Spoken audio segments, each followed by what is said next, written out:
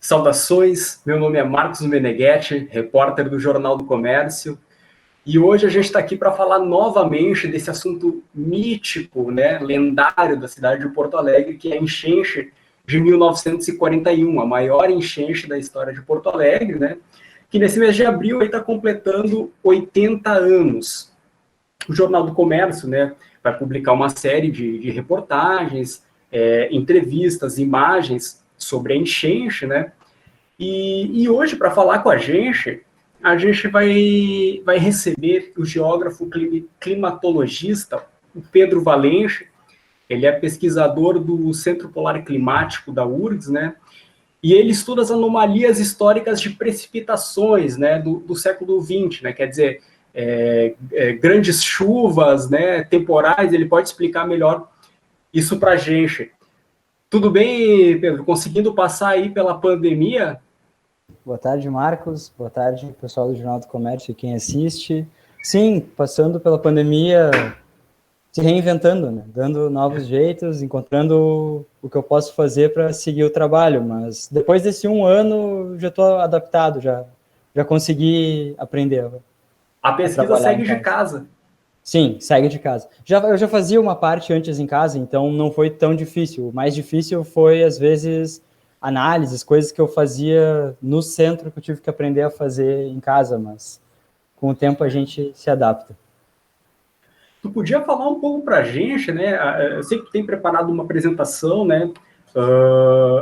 Porque, bom, a gente está conversando com o Pedro, entre outras coisas, né, para a gente fazer projeções, né? Não só analisar o passado, mas também fazer projeções, né? Qual é a possibilidade, a probabilidade desse tipo de evento acontecer de novo, né? Mas antes disso, Pedro, tu poderia falar um pouco sobre a tua pesquisa, né? Como é que tu chegou nesse tema, né? E como foi o levantamento, né, das informações. Eu sei que tu passou, né, por veículos de jornais, enfim, várias fontes. Conta pra gente como é que foi, né, a tua pesquisa. Claro. Eu trabalhei durante o mestrado com anomalias históricas de precipitação. Então, basicamente, eu gerava séries temporais, séries de chuva e de seca extremas para o Rio Grande do Sul todo, ao longo do século XX, e depois eu cruzava trabalhava, o meu período de estudo era de 1901 até 2000, para todo o Rio Grande do Sul. E aí eu pegava focos de chuva ou de seca extremas ocorridas no passado, e de 1960 para frente nós temos a padronização das estações meteorológicas, então se torna mais fácil de realizar a pesquisa. E de 1960 para trás eu ia em registros de jornal, anotações de viajantes que passaram por aqui, os laudos depois de enchentes ou secas das cidades, e eu cruzava a quantidade dessas informações com as ocorrências que eu encontrava. E no final da dissertação a gente conseguiu 85% de coerência entre os dados históricos e os dados simulados. E quanto tempo levou essa pesquisa, né? Porque o material é vasto, né? O material é bem vasto, mas por sorte eu encontrei muita coisa online. Como eu tinha dito antes, eu já estava um pouco acostumado a trabalhar em casa porque tem muito jornal antigo digitalizado, e eu tive acesso a esses jornais e muita coisa veio para Porto Alegre. Então, às vezes, eu encontrei, por exemplo, um evento extremo de chuva em Cruz Alta, que eu liguei para a prefeitura e para a biblioteca e eles falaram, os arquivos estão em Porto Alegre. Então, eu precisei pegar um ônibus foi 20 minutos, para ir até o arquivo histórico do Rio Grande do Sul e conseguir os dados que eu precisava. Outras cidades já precisaram de viagens mais extensas, assim como Pelotas, Rio Grande, Caxias. Teve um caso que eu precisei ir até o Chuí, Santa Vitória do Palmar, ali também. Então, deu para conhecer bastante coisa do Rio Grande do Sul e deu para entender melhor o conceito, assim, especialmente de que a chuva ela não é um fator, ela é um fator único, mas ela não ocorre por um único motivo. E a grande compreensão disso veio com o mestrado, veio com a pesquisa, que existem fatores humanos e fatores climáticos que cooperam para uma chuva extrema ou para uma seca extrema. No caso aqui da chuva de 41, foram muitos fatores, dentre eles climáticos, tem anomalias de vento, de precipitação, o próprio El Niño, e tem fatores sociais também, como a expansão urbana da época, a preparação que a cidade tinha para conter enchentes. Isso é um material que eu deixei um pouco guardado aqui para apresentar para vocês. A gente trabalha, o foco do Centro Polar e Climático é a Antártica, mas nós temos setores dentro do Centro Polar, como o NOTUS, o Laboratório de Climatologia, que trabalha com anomalias de chuva, com climatologia subtropical e clima de montanha também. Então, nós temos ali setores de geomorfologia, climatologia polar e subtropical. Essa apresentação rápida, então, eu vou tentar contextualizar as anomalias de precipitação ocorridas em abril e maio de 1941. E eu escolhi uma foto já simbólica que mostra, então, um homem tentando tirar sua carroça da enchente, o cavalo quase todo submerso aqui, que acho que é uma das fotos mais impactantes para demonstrar a magnitude dessa enchente. Bom, a enchente de 1941, nós da climatologia conceituamos ela como um evento extremo. Um evento extremo é um episódio intensificado de alguma variável da atmosfera que gera impactos destrutivos, como enchentes, furacões, secas, deslizamentos de massa. A enchente de 41 se não diria para todo o Rio Grande do Sul, mas para muitas cidades do Rio Grande do Sul, o maior evento do século, de fato. Então, ela é um evento que, durante a minha pesquisa, quando eu comecei a mexer com as climatologias passadas, com os registros históricos, eu encontrava facilmente dados sobre 1941, que até então, como porto-alegrense, eu sabia que houve uma enchente em 1941, mas eu não sabia, por exemplo, a dimensão dela, os bairros que ela tinha atingido. Eu não sabia de enchentes anteriores, como 1928 e 36, que foram enchentes de grande magnitude também, mas não tanta quanto 41. E aqui, então, eu trouxe alguns registros para mostrar como é fácil encontrar, inclusive no meio digital, arquivo, material sobre a enchente de 41. Nós temos notícias sobre, aqui uma foto do Arquivo Histórico do Rio Grande do Sul, de 3 de maio, uma notícia do Diário de Notícias, de 4 de maio de 41, outra do dia 7 de maio, do Jornal do Brasil, e outra do dia 8 de maio. Então, como ela é o período mais famoso, o caso mais famoso, foi por onde eu comecei a procurar os dados. Mas então, contextualizando, maio e abril de 1941, no Rio Grande do Sul. Esse mapa mostra algumas das cidades impactadas, as cidades que a gente teve dado, e ele mostra a milimetragem e a duração das chuvas. Então, por exemplo, nós tivemos em todo o setor oeste também, mas especialmente no setor leste, anomalias de quase a metade da média anual em 20 dias. A cidade que menos choveu, dessas que estão aqui no mapa, é Vacaria, que apresentou 271 milímetros em 15 dias, enquanto Santa Maria e Soledade, elas apresentaram algo em torno de 900 milímetros. Santa Maria apresentou 905 milímetros em 20 dias, enquanto Soledade apresentou 895 em 19 dias. Aí, passando esses dados para a tabela, nós temos, então, outras cidades que também apresentaram valores altos, como Cruz Alta, que apresentou 728 milímetros em 16 dias, Júlio de Castilhos em 600 milímetros em 16 dias, Guaporé 700 milímetros em 20, e Porto Alegre, então, há uma divergência de dados, né, que dentro dos 22 dias de chuva em Porto Alegre, houve, então, 619 milímetros de precipitação. Alguns lugares vão dizer mais, vão dizer um valor em torno de 750 a 800 milímetros, mas aí conta a precipitação total de todo o mês de abril e todo o mês de maio. A precipitação de mais ou menos esses 22 dias de chuva, mas teve dias sem chuva ali, desse intervalo de um mês da enchente mesmo, ela foi de 619,4 milímetros. Então, contextualizando Porto Alegre. A cheia em Porto Alegre, ela deriva de fatores ambientais interrelacionados. A cidade é banhada pelo Guaíba, e o Guaíba tem uma bacia muito extensa, e ele é banhado por 4 grandes rios, o Jacuí, o Caí, o Rio dos Sinos e o Rio Gravataí. Como aquele mapa anterior mostrou, esses 4 rios estavam cheios também, e as águas deles acabaram inundando o Guaíba, que chegou a ficar 4,76 metros acima do seu nível normal. O Guaíba, então, segundo o Departamento de Esgoto Pluvial, a bacia hidrográfica do Guaíba é o escoadouro das águas de uma região que abrange 30% da área geográfica do estado. Então, mesmo com essa vasta extensão do Rio Guaíba, nós ainda tivemos 4,76 metros, uma cota de 4,76 metros acima do normal. Se fosse um caso de um rio mais estreito que recebesse as águas desses 4 rios, a enchente teria chegado a uma cota superior.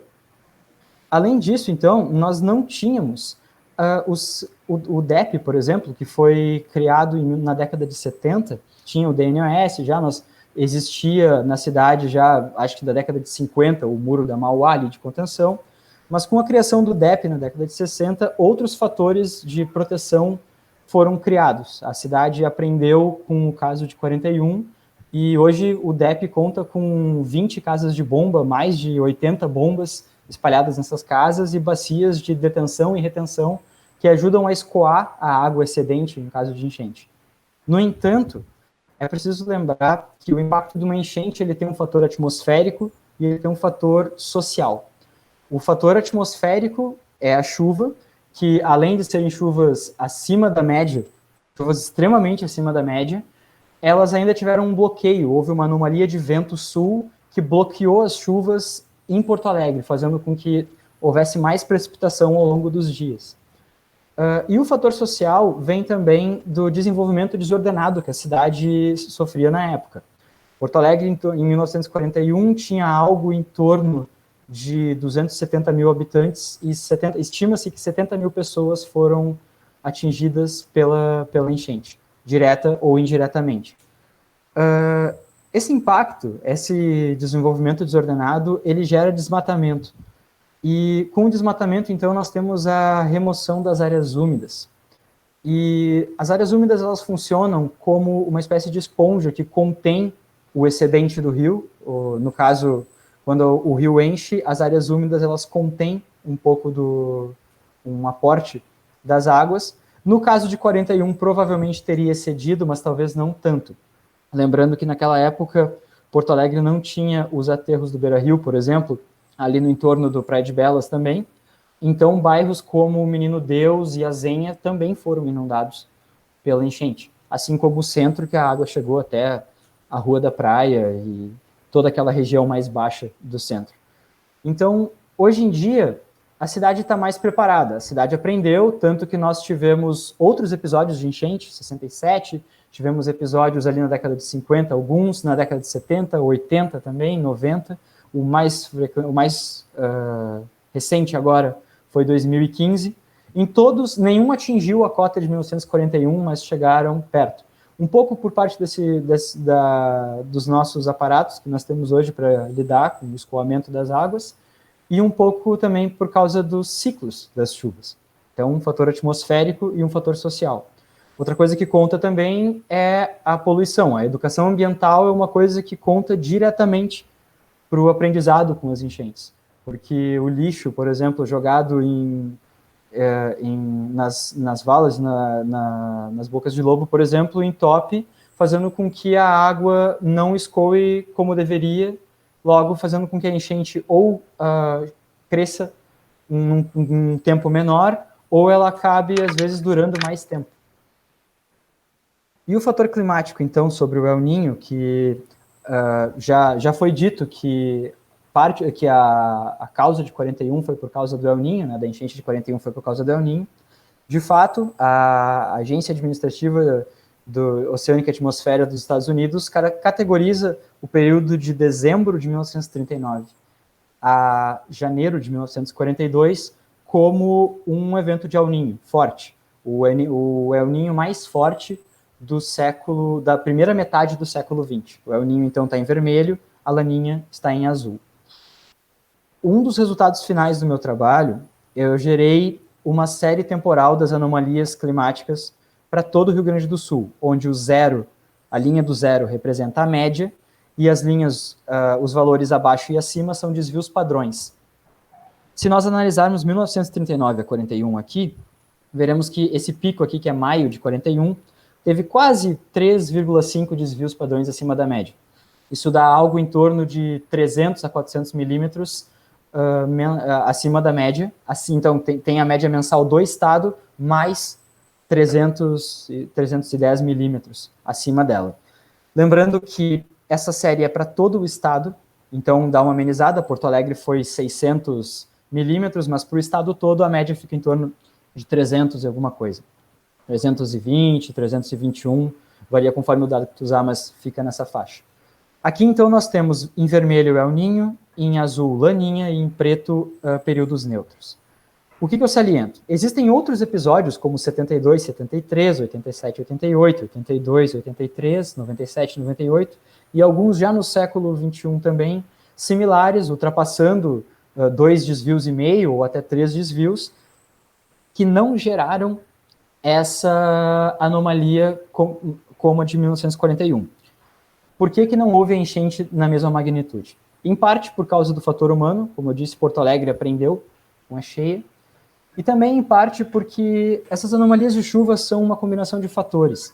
As anomalias de vento poderiam não ser como eram em 1941, por exemplo, e também ressaltar que o El Niño é um modo de variabilidade climática. E existem, assim como ele, outros modos no hemisfério sul e no resto do globo, que ao mesmo tempo que são influenciados pelo El Niño, influenciam o El Niño. Então existe uma combinação de fatores climáticos, que cabe daí ao meteorologista e ao climatologista, analisar e monitorar para conseguir determinar ou estimar o impacto de uma enchente. A enchente de 1941 está estimada pelo DEP em tempo de retorno de 370 anos, mais ou menos. Existem estudos que falam em 120, outros em 180, 150, mas são estimativas. Nós já tivemos, então, precipitações similares, mas com condições atmosféricas distintas. Então, o palco era outro, apesar da chuva ter gerado as enchentes. Também, então, falando sobre o El Niño, há uma dificuldade em prever o comportamento de um El Niño ao longo de toda a sua duração, tanto do El Niño quanto da Laninha. Nós sabemos quando, no seu período de formação, é possível dizer se ele vai ser forte, fraco ou moderado, por exemplo. Mas ao longo dessa duração, o El Niño vai influenciando outras variáveis atmosféricas e outras oscilações que acabam influenciando ele também. Isso dá um feedback diferente para cada caso. Como vocês podem olhar nessa imagem, o início do período, essa linha preta em destaque, é o El Niño de 2015 e 2016, e ele está sendo comparado com eventos anteriores. Quando a gente analisa cada evento desses aqui, é possível observar que o início deles é similar, mas que ao longo do tempo eles vão apresentando comportamentos distintos.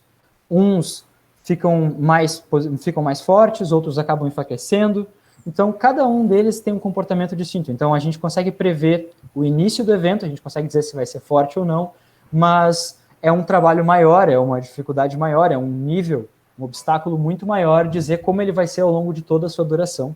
Como nós vemos com a Laninha atual, que estava prevista para durar até março e já há previsões dizendo que ela irá até junho, por aí. Então, cada caso é um caso, eles compartilham características em comum para serem postos na mesma classe, mas é importante ressaltar que a atmosfera ela tem várias variáveis, e essa combinação de variáveis que nos dá casos similares ou não, então é preciso analisar várias variáveis. Numa visão geral, então, o Rio Grande do Sul como um todo, Porto Alegre também, então, eles estão inseridos numa posição geográfica que sofre influência das forçantes tropicais e polares. E essa interação ocorre, então, no oceano e na atmosfera e é influenciada pelo fator antrópico, pelas mudanças climáticas. Como aquela série temporal mostrou antes, chuvas que aconteciam por exemplo, a cada 2 ou 3 anos, ou de 5 em 5 anos, atualmente estão ocorrendo há 2,5, 3 anos e meio, 4 anos. E isso tem um impacto direto na economia, tanto das cidades quanto do campo. Uma cidade, que digamos uma cidade menor que Porto Alegre, que for impactada como uma enchente forte, como foi o caso da região de Lajeado no ano passado, ela sofre um prejuízo, tanto rural quanto urbano, que às vezes é maior que a própria folha de pagamento mensal daquele município naquele mês. Então, a gente leva muito tempo para compreender, a dimensão de fato do prejuízo, e às vezes esse prejuízo demanda meses, anos para o conserto, para a cidade voltar à sua situação normal, o que pode acabar expondo ela a um novo evento de precipitação ou de seca. Então, nesse aspecto, cabe a nós gaúchos interpretar que a mudança climática para o Rio Grande do Sul ela tende a trazer um número maior de chuvas, cada vez mais frequentes, e nesse aspecto a educação ambiental ela é crucial, porque ela vai nos ensinar tanto a parte prática, quanto a não entupir bueiros, quanto a questão do lixo para extravasar a água da enchente, como também para entender a posição do terreno, terrenos que podem ser ocupados, terrenos que não podem ser ocupados, pois facilitam a inundação. E, além disso, então, também é importante ressaltar o papel dos climatologistas, dos meteorologistas, e o Centro Polar e Climático vem trabalhando numa linha muito destinada a desastres, estudando desastres, e esses dados eles são passados diretamente, então, para governo, defesa civil, que atuam na proteção das pessoas que podem ser mais vulneráveis aos impactos da enchente. Muito interessante, Pedro. A gente, no ano passado, né, tinha conversado sobre isso, né? Sim. E já me deixou naquela época com uma pulga atrás da orelha, né? Sim. Inclusive, né, essa é a minha primeira pergunta para ti, né? A gente pode, claro, não é difícil prever, né, de quando em quando, né, esses eventos vão acontecer, mas o que é seguro, o que é pacífico, é que eles estão mais frequentes. Sim, a principal característica das mudanças climáticas seria a intensificação de eventos extremos. Existem lugares ficando mais secos, que choviam mais e hoje em dia estão cada vez mais secos. O Rio Grande do Sul, por exemplo, que tende a ter anomalias de precipitação cada vez mais frequentes.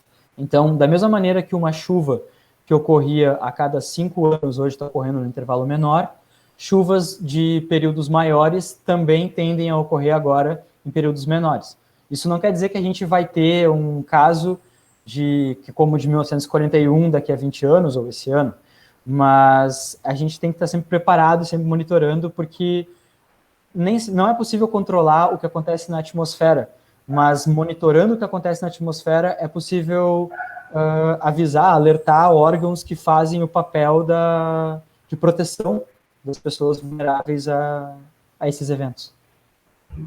Pois é, tu chegaste a comentar, né, desse prejuízo, né, que esses eventos extremos causam, né, e eu estava até procurando aqui alguns exemplos disso, né, por exemplo, a estiagem do ano passado, né, que Sim. não é o caso que a gente está conversando, Sim, mas só para dar um exemplo, né, causou 430 milhões, né, de prejuízo, né. Exato.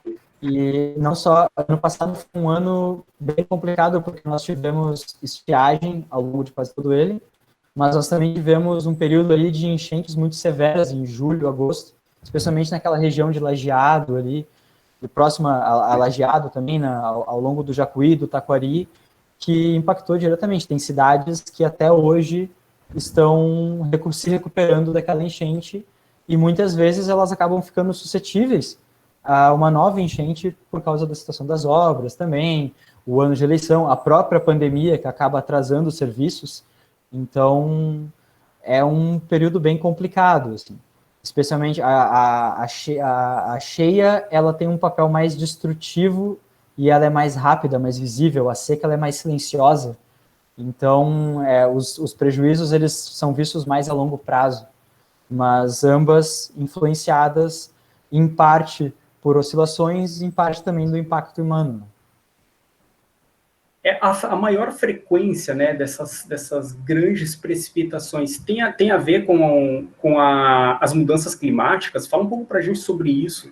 Sim, sim, num contexto hemisférico, num contexto global, sim, e também tem a mudança regional. Por exemplo, a cobertura vegetal do Rio Grande do Sul, há 60 anos atrás, era muito maior do que ela é hoje. E isso tem um impacto direto em variáveis como a umidade e a temperatura, por exemplo, que influenciam na precipitação. Então, existe um impacto global da emissão de gases, por exemplo, de todo o efeito estufa, mas a gente também gera um impacto local, regional, tanto com a urbanização, quanto com a produção desenfreada do lixo, o próprio consumismo, e também todo o sistema de recuperação de ambientes atingidos por vulneráveis, suscetíveis a enchentes, deslizamentos.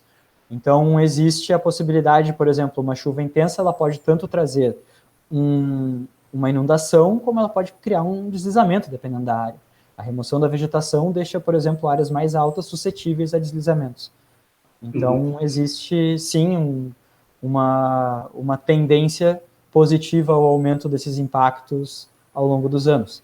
E isso é algo que cada vez mais, tanto órgãos de pesquisa quanto órgãos de atuação governamentais mesmo, tentam trabalhar em conjunto para encontrar uma maneira de mitigar esses eventos. Pois é, né? Tu trabalha no Centro Polar ali da URGS, Sim. Produzem conhecimento, né, sobre isso, né? Já tem essas projeções. Como é que é o diálogo, né, de vocês, pesquisadores, com o poder público, né? Porque muita coisa aí dá para prever, né? Na enchente de 41, quer dizer, ficou chovendo 20 e poucos dias, né?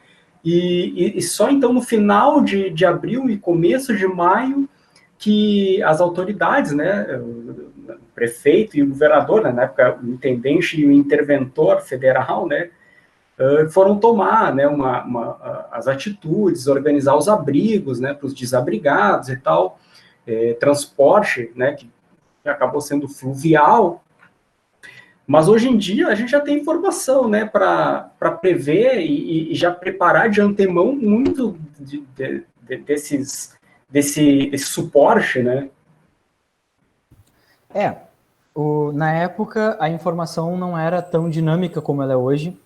Então, o Centro Polar, ele é um centro multidisciplinar. Então, ali nós temos químicos, geógrafos, engenheiros cartógrafos, geólogos, biólogos, e o conhecimento produzido ali dentro é disseminado tanto por meio de palestras, mini cursos, artigos, produção científica, e existe um contato muito grande, especialmente dos professores do Centro Polar e Climático, com o público, por meio de palestras, e isso acaba disseminando a informação tanto para o meio jornalístico, quanto para o meio técnico também, como a Defesa Civil. Então, existe uma relação direta entre a comunicação e a Defesa Civil ali com o Centro Polar e Climático, graças à rede da URGS também, o fato do centro estar inserido dentro da URGS possibilita uma inserção maior dentro da URGS e fora dela também. Uma coisa também que falou na apresentação, né, e eu fiquei curioso, que é a questão do vento, né? Porque na enchente de 41, lá pelas tantas, parou de chover, saiu o sol, mas a água continuou subindo, né? E isso tem a ver com o vento, né? O vento sul que sopra da Lagoa dos Patos, é isso? Isso mesmo. Houve uma anomalia de vento, do vento sul, e continuou. Ano passado teve a mesma coisa. Ano passado aconteceu a mesma coisa no Guaíba. Todas aquelas enchentes que pegaram ali a região do Vale do Taquari e o Jacuí, elas chegaram no Guaíba. E nós tínhamos um dia como hoje, um dia de sol, com o Guaíba enchendo ainda, porque o Guaíba ele recebe as águas desses rios. Esses rios têm uma ordem grande, eles são rios de grande porte, e eles, como ele recebe com um certo atraso. Então, por exemplo, é comum que uma região que alimente o Guaíba chova e 2 ou 3 dias depois de uma chuva anômala, o Guaíba siga enchendo. Então, naquele mapa que eu mostrei, nem todas as cidades tiveram o mesmo número de dias de chuva. Algumas tiveram mais, outras tiveram menos. Isso possibilitou com que as águas do Guaíba enchessem, mesmo depois da tempestade. E o vento sul, ele represava, então, uma parte dessas águas. E o que chama os olhos é que o tamanho da bacia do Guaíba, e mesmo assim ela ficar 4,76 metros acima da sua cota normal, é algo muito grande. É algo para os padrões até atuais. Nenhuma enchente depois de 41 atingiu essa cota. Sim. Existem fatores tanto de engenharia quanto climáticos, né, que ajudam isso. É provável que sem essas obras do DEP, por exemplo, e sem outras preparações, se a gente não tivesse aprendido com a enchente, é bem provável que enchentes que ocorreram depois dela tivessem impacto similar, como a de 2015, por exemplo. A de 2015 foi recente, né? Eu lembro da gente fazer a cobertura e lá ver, né, a medição e tudo mais. Sim, sim. E uma coisa também que é muito importante de dizer, que existe essa intensificação das chuvas, ela é tanto para chuvas frontais quanto para chuvas convectivas, por exemplo, torrenciais, porque as chuvas, por exemplo, em janeiro de 2016, nós tivemos aquele evento em Porto Alegre, a microexplosão, que deu prejuízos para a cidade toda. Se nós olharmos para janeiro, por exemplo, dependendo da técnica que a gente usa para analisar, por exemplo, dentro dessas séries temporais aqui, se tu simplesmente olhar na escala mensal, janeiro de 2016, está abaixo da média, porque janeiro de 2016, a média de janeiro é mais ou menos 120 milímetros, e naquele mês choveu algo em torno de 110 milímetros. 10 abaixo da média, mas ficou abaixo da média. E o porém é que desses 110 milímetros, 96 caíram em 4 horas. Então, nós tivemos quase toda a chuva mensal em 4 horas. Então, é preciso analisar, quando a gente analisa as chuvas, a gente tem que analisar elas em escala mensal, anual e também diária, às vezes horária, para conseguir pegar o tipo de chuva, se ela é convectiva, se ela é frontal. Então, isso é algo que a gente também deve cuidar. Muitos meses abaixo da média escondem precipitações extremamente severas que ocorreram em questão de horas. Então, esse é o principal trabalho, assim, que é a linha de pesquisa que o Centro Polar e o NOTUS vem tomando hoje em dia. Tu mencionaste, né, a periodicidade, né, de um evento, né, como, por exemplo, o da enchente de 41, né? O que a gente pode projetar daqui para o futuro, né? Tu citou ali várias projeções, né? Uma leva 100 anos, né? O que tu, aí, baseado na tua pesquisa, né, pode dizer sobre isso? Então, é possível dizer que esses períodos vão ficar mais frequentes, dado o comportamento perante as mudanças climáticas. Mas é muito difícil determinar um período específico, que nem determinam 370 anos, 150, 180 anos. É muito difícil, porque é uma combinação de fatores. E não se sabe se quando analisa esses estudos, se percebe que nem sempre eles usaram todas as variáveis, nem sempre é possível, por isso que os resultados são tão diferentes, por isso que os valores são tão diferentes. Então, é difícil determinar exatamente quando vai ter uma enchente como essa, porque também tem o impacto. Então, cabe a nós muito mais a educação ambiental mesmo, a aprender com os eventos de enchentes, se preparar para as enchentes, não ocupar áreas suscetíveis, por exemplo, e aprender a própria limpeza urbana, tanto como cidadão, quanto como cidade, como os órgãos mesmo, de fato, intensificar, investir nisso, em saneamento básico, para que não tenhamos o mesmo número de pessoas, de flagelados que teve na enchente de 1941, por exemplo. Então, mas assim, pela minha pesquisa, é mais fácil dizer que chuvas com tempos de retorno, com ciclos menores, vão ficar mais frequentes. Uma de um ciclo tão grande é mais complicado de determinar. Tem um palpite aí, Pedro? Eu não me arriscaria a dar o palpite em números, assim, porque não é algo que eu ainda não estou tanto na previsão. Eu estou construindo um banco histórico bom para conseguir ter uma previsão melhor. Mas nós tivemos cheias, por exemplo, em 2015 agora. No período de 2015 eu me assustei, eu já trabalhava com climatologia, eu estava no fim da graduação na época, e eu cheguei a pensar que talvez fosse um evento de 1941 retornando, assim, mas foi de fato, foi um evento de grande magnitude, mas não tão intenso como 1941. Muito bem. Pedro, a gente está encaminhando aí para o final do nosso tempo. Eu quero te perguntar se tem mais alguma consideração, algum tema aí que é crucial para a gente entender as nossas chuvas? Existem... o tema crucial seria aprender como a mudança climática impacta a região que a gente vive, seja ela qual for. Ler sobre isso, acho que esse é um recado especial para professores, assim, que ensinar os seus alunos, ensinar as novas gerações como, por exemplo, a enchente de 41 foi algo que eu fui aprender mais assim a fundo no mestrado. E eu vim de uma cidade que se expõe, que é frequentemente atingida por eventos de inundação. E lá eu conhecia, por exemplo, esse padrão. Então, Qual é a cidade? é de Arroio dos... Eu sou de Porto Alegre, mas fui criado em Arroio dos Ratos, aqui próximo a Porto Alegre.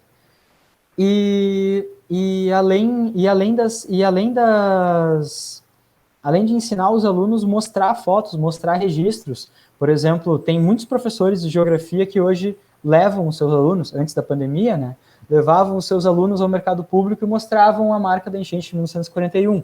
Existem muitas casas no interior que os donos marcam a altura das enchentes. Isso é um dado valiosíssimo, por exemplo, para quem faz uma pesquisa de climatologia histórica. E também pode ser muito bom para professores, para a educação ambiental. Eu defendo muito a bandeira de que a educação ambiental deveria ser uma matéria à parte nas escolas, e dentro dela deveria ter um sistema aplicado à região que tu vive, para conhecer o impacto, os estudos, onde os professores lessem sobre esses estudos e passassem de uma maneira mais didática, porque os alunos conseguissem compreender os impactos dessas enchentes passadas, esses eventos extremos passados, na cidade que eles vivem. Isso já vem sendo feito, de 10 anos para cá isso tem crescido muito, e eu acho que isso deve ser cada vez mais incentivado, que é algo que é crucial para a gente aprender com as catástrofes do passado, sejam elas climáticas, sociais ou políticas, né? Sem dúvida, né? Todo mundo só tem a ganhar, né, com essa educação, né? E sabe que frequentemente, né, viajava, né? Agora na pandemia isso parou, viajava para o interior, né? Para acampar e tal, né? Sim. E é muito curioso, né? Porque vê que tu encontra lá gente que caça, né? Gente que pesca, gente que desmata, que talvez não vá mudar, né? Sua ideia, né? Mas as crianças, né? Eu acredito muito mais nas novas gerações, porque as antigas fazem, apesar de, tipo assim, as antigas elas fazem isso há muitos anos, mas ensinar a nova geração é muito mais poderoso, porque muitas vezes eu tenho casos ali, até na família, de filhos que ensinaram os pais a fazer algo de uma maneira um pouco mais consciente depois de anos. Então, as crianças aprendendo, porque a criança, ela aponta mais as coisas que é ensinado para ela como certo ou errado. Ela acaba exibindo esse comportamento e reeducando também quem educa ela. Com certeza. Então, existe esse impacto assim também. E em nós também, por exemplo, essa reportagem e outros fatores agora da enchente de 41, relembrar sempre a enchente de 41 é algo muito importante, não esquecer por causa do impacto, por exemplo, casas mais antigas, ou até mesmo prédios públicos, por causa da recuperação. Muitos prédios tiveram impactos ali que tiveram que ser derrubados ou desabitados por causa das condições da enchente, especialmente no centro, ali, na região central ali de Porto Alegre.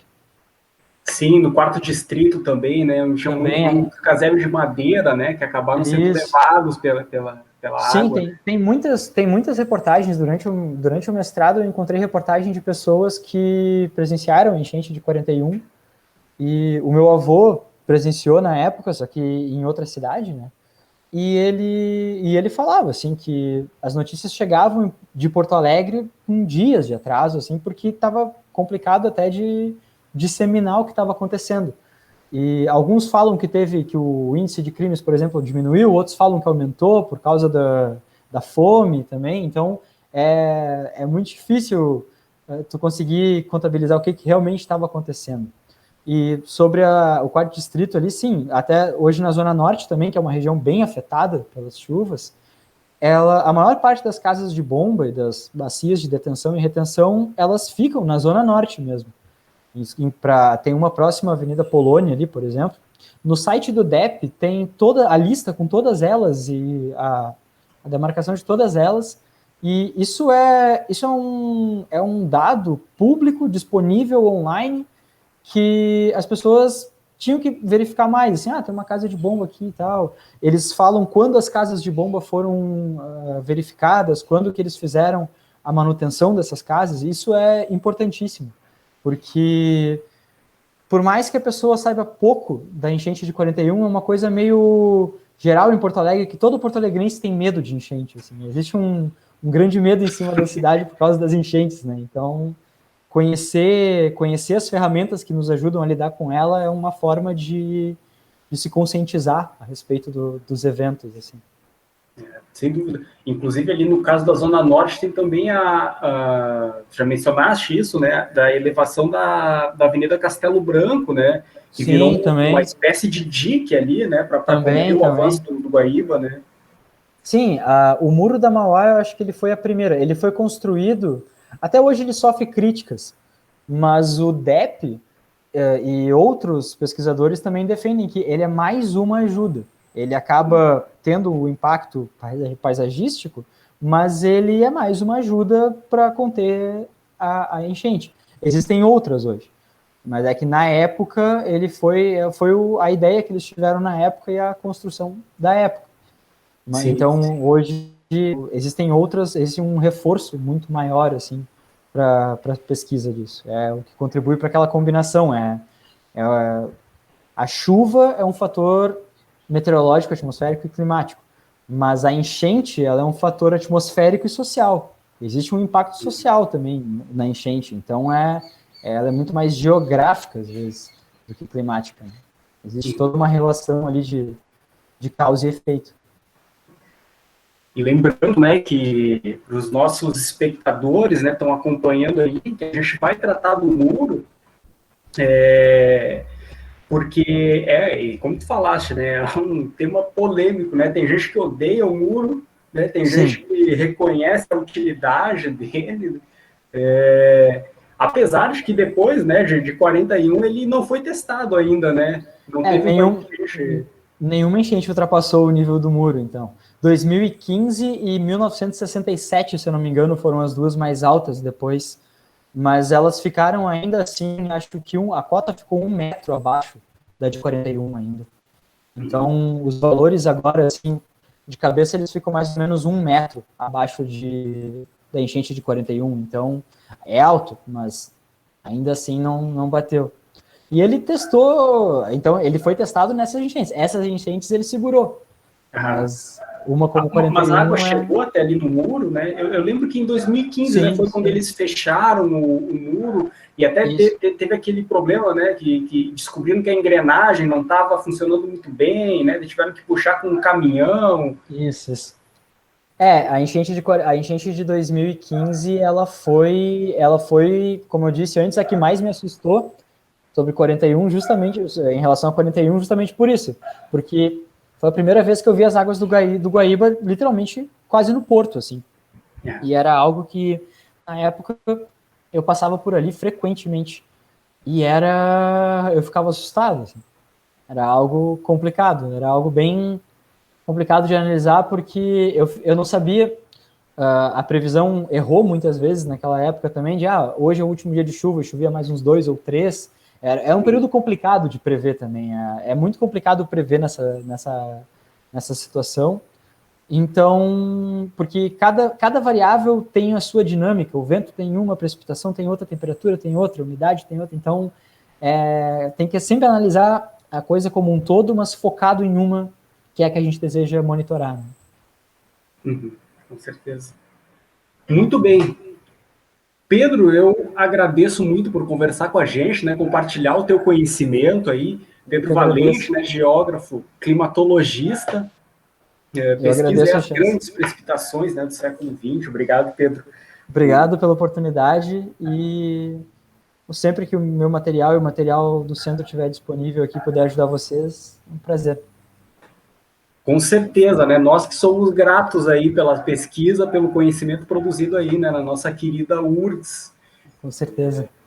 E lembrando, né, os nossos espectadores, nossos leitores, né, que as reportagens da Enchente, elas vão estar disponíveis no jornal impresso, claro, né, e no site, mas esse conteúdo extra, né, fotos, entrevistas como com o Pedro, né, vão estar disponíveis no site.